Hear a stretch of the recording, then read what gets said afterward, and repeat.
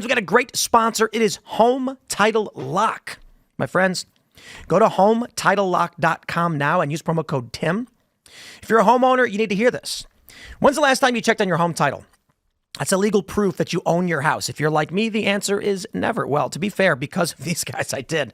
And I will tell you, too, I was actually really surprised when I bought my first house, how I was like, what's the proof that I own this? And they're like, it's a paper. Where? Somewhere. And I was like, for real? That kind of freaked me out. The problem is in today's AI and cyber world, scammers are stealing home titles and your equity is the target. How it works? Criminals forge your signature on one document, use a fake notary stamp, pay a small fee with your county, and boom, your home title has been transferred out of your name.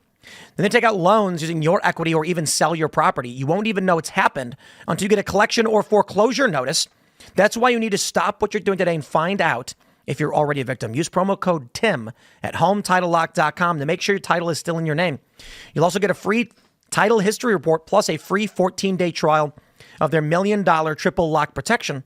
That's 24/7 monitoring of your title, urgent alerts to any changes, and if fraud should happen, they'll spend up to $1 million to fix it.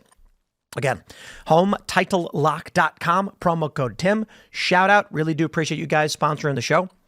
The New York Times, Wisconsin judge indicted on charges that she helped immigrants evade agents.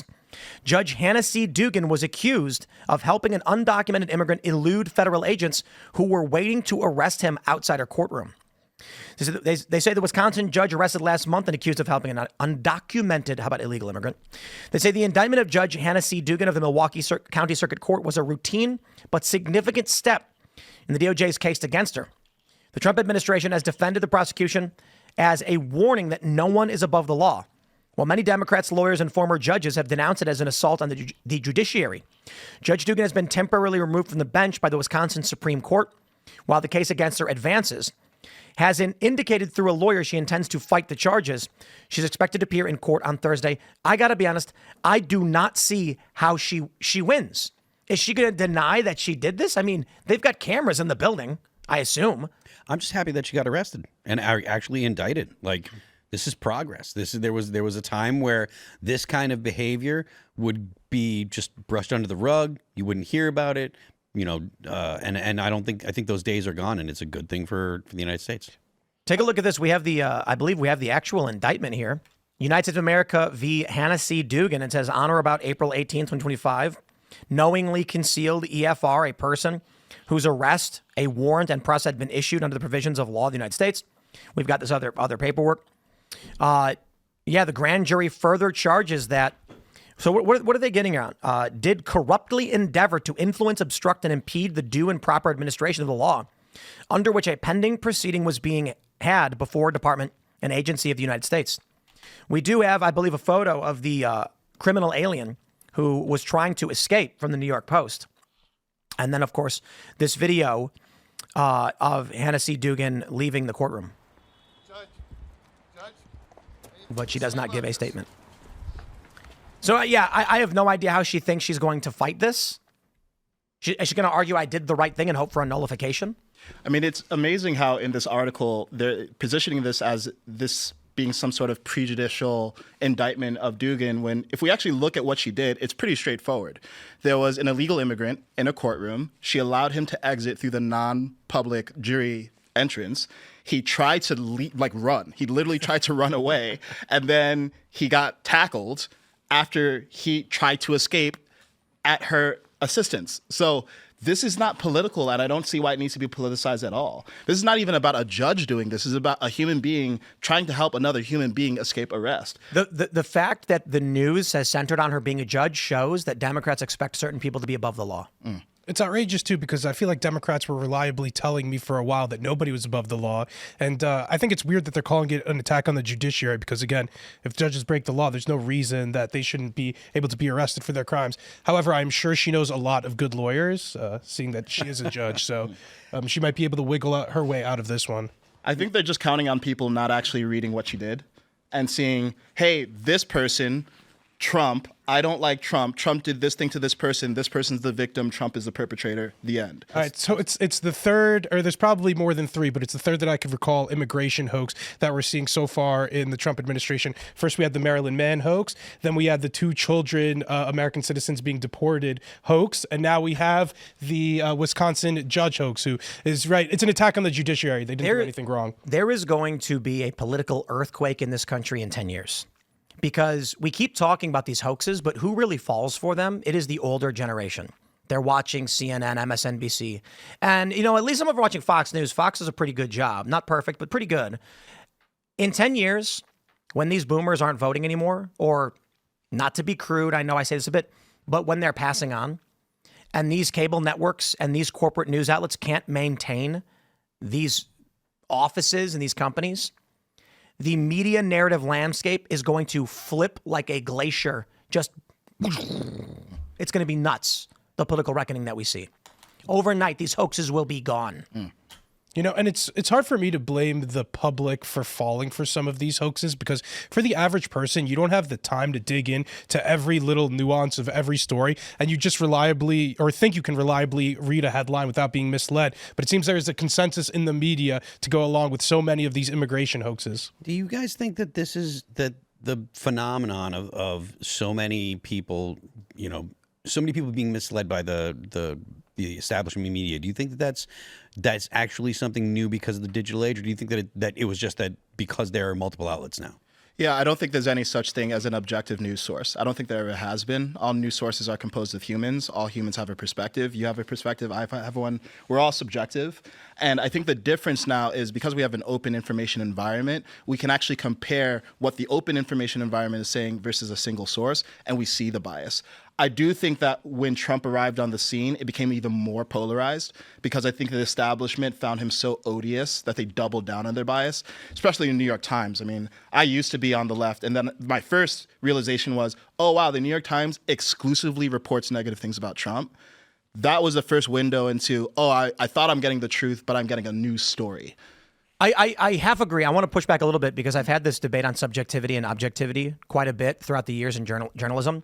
And I think the bigger question is not whether or not someone has a bias. You can be biased and objective.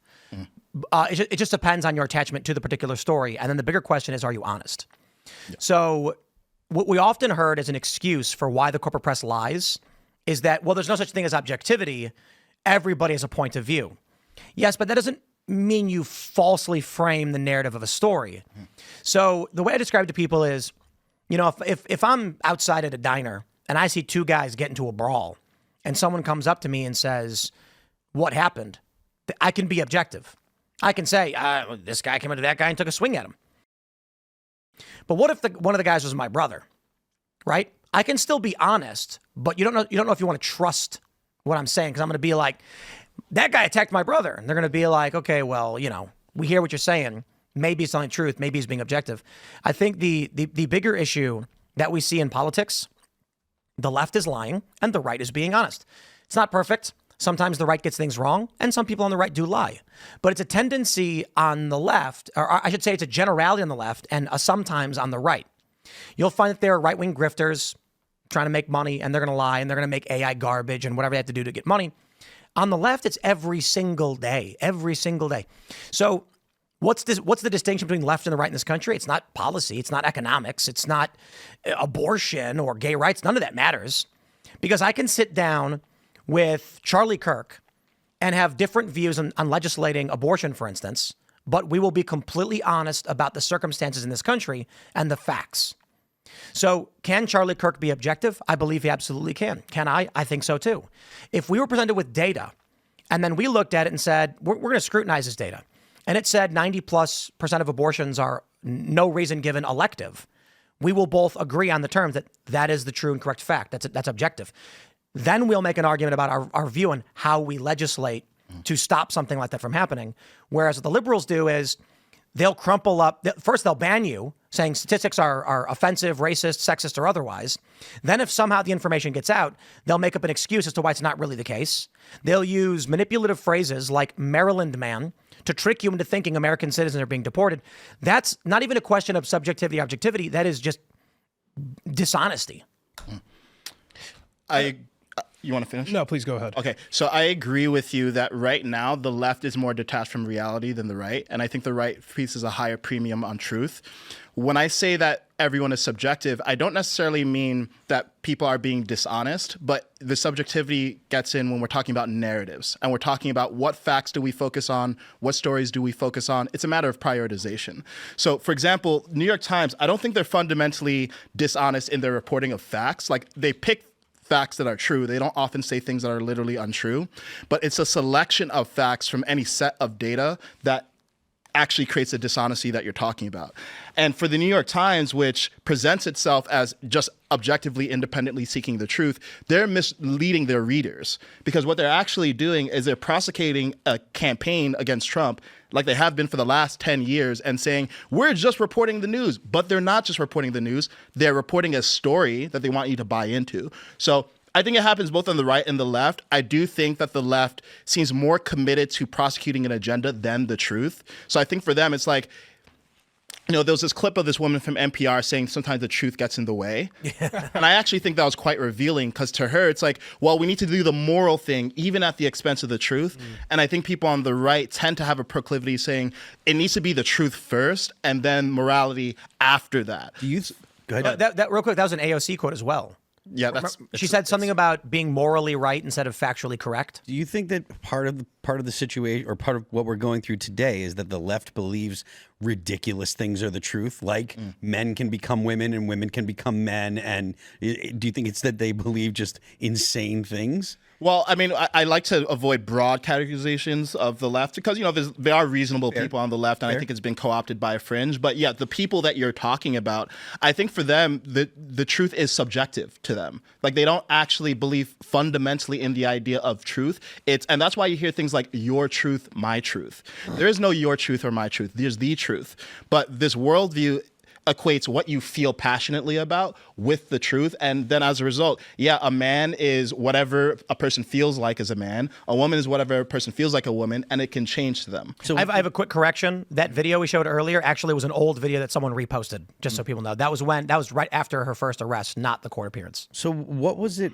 So you were talking about the way that you perceived the New York Times. What was it that kind of made you say, okay, I actually do have to stop considering myself on the left and I have to rethink my values? Because that's a big step. Yeah. So it was 2020, and I had been a subscriber to the New York Times for probably years at that point. And I was a default Democrat. I'm Black. I grew up in New York, moved to LA, worked in tech. I was just in the tribe, and I never really thought about it that much. I wasn't that politically engaged.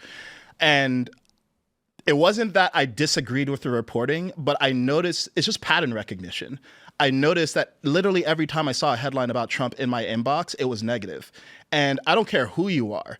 If you're always being told negative things about a person, you're probably not getting the whole truth, because everyone has something positive to them. And that was the moment when I decided, okay, I'm just going to unsubscribe from the New York Times and disconnect from all this stuff.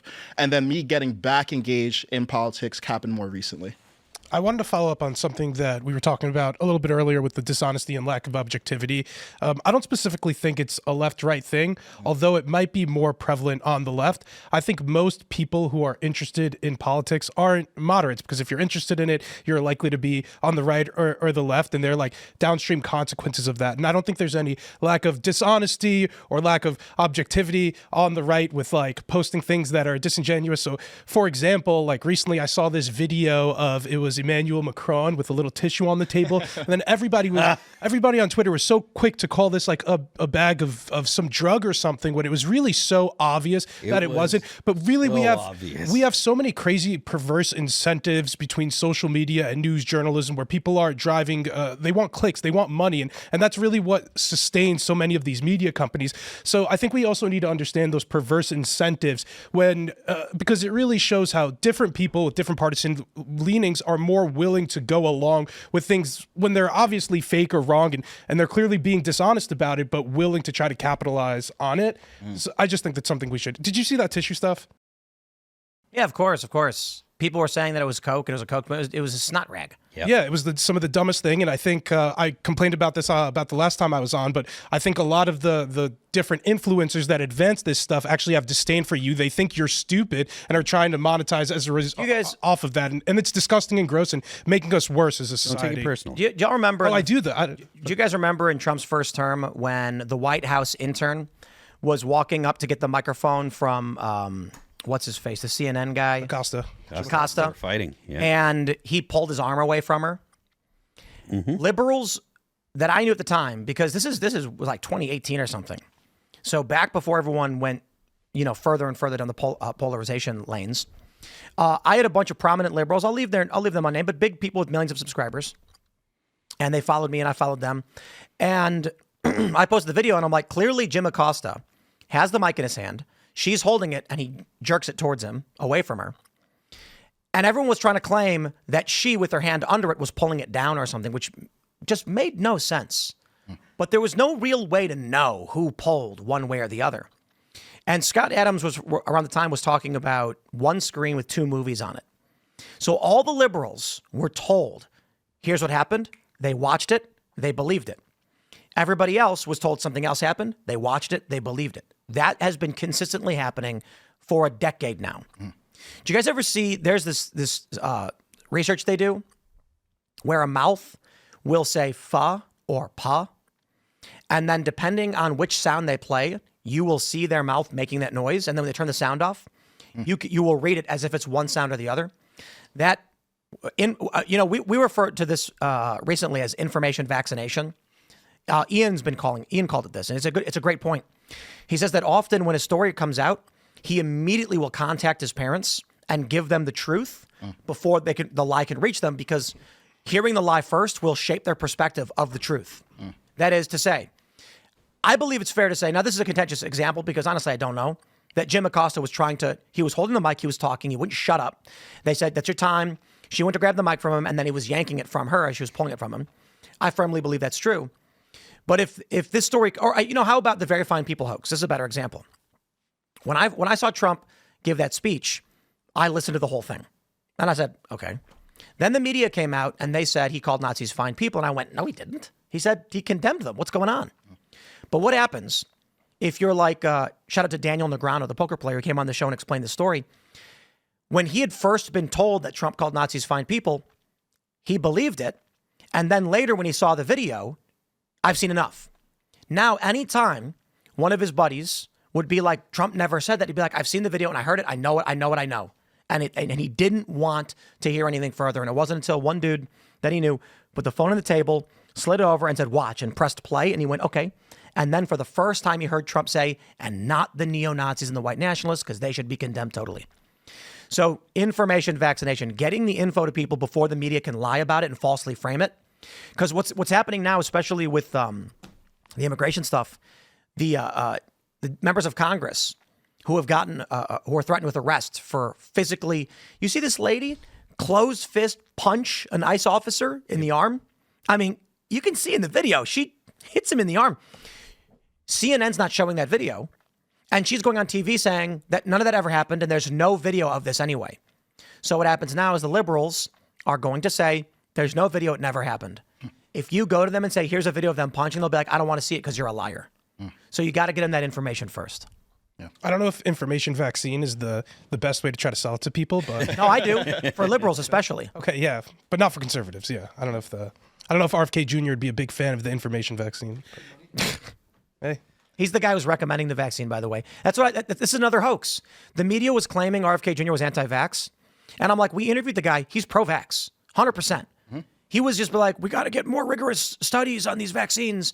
And he was recommending them. And then sure enough, a lot of people were surprised to find out that once he gets in at HHS, he's like, I recommend everybody get the vaccine. And I'm like, to be fair, I think his rhetoric has become a lot more pro-vaccine, especially his recent comments on the MMR vaccine where he's trying to encourage more people to get it. Agreed. But during his campaigning, he was not saying anything. Like maybe he tried walking away from his past in the campaign. All I'm saying is during the campaign, he was not anti-vax. He was critical of how they rolled out the COVID vaccine too quickly, but general vaccines he was not opposed to.